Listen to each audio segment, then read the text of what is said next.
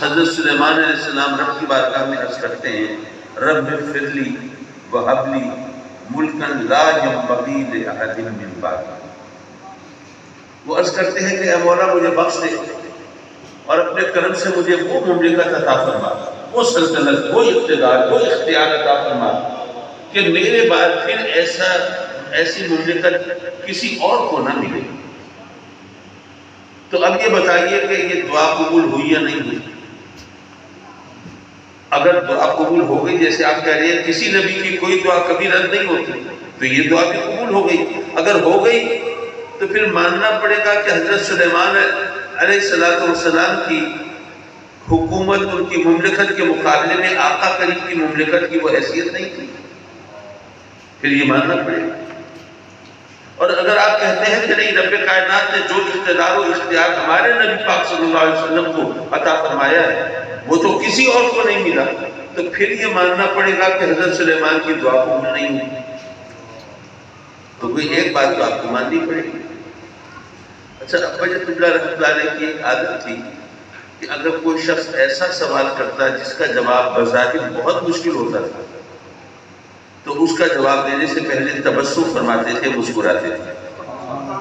آپ مسکرائے اور کہا کہ جناب آپ کے اعتراض کا جواب تو اسی آیت میں موجود ہے۔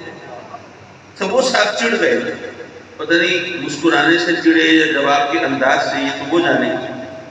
کہنے لگے قاضی صاحب آپ کے آنے سے پہلے یہاں پر اعلانات ہو رہے تھے، جناب وہ ہستی آ رہی ہے جو غزالی زماں ہے، راضی دورہ ہے، امام اہل سنت ہیں، فلسفے اور منطق کے امام ہیں، اور جو کہتے ہیں عقل اور شریعت کے ترازو میں تول کے کہتے ہیں، زمین آسمان کے قلابے ملائم میں تھے، لیکن بڑا مایوس کیا آپ نے۔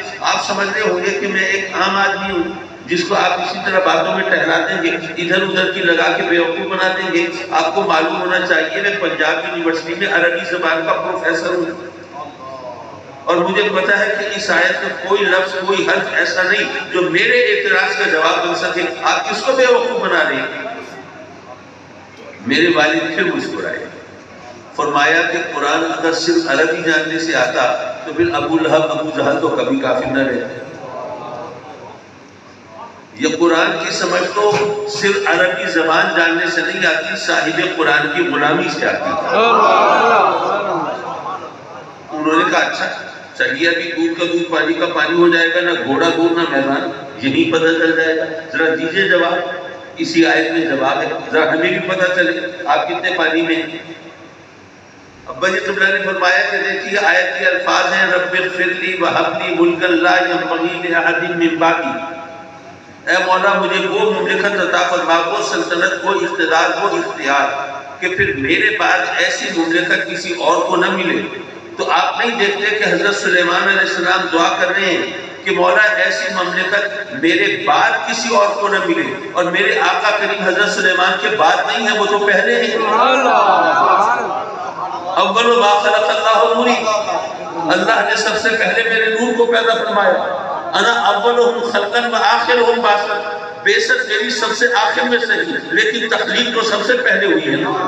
کنت نبی و آدم و بین الماء والطین، آدم پانی اور مٹی کے درمیان ہے، میں اس وقت میں نبی تھا۔ کنت نبی و آدم و بین الروح والجسد، جب جسم و روح کے درمیان معلق تھے، میں اس وقت میں نبی تھا۔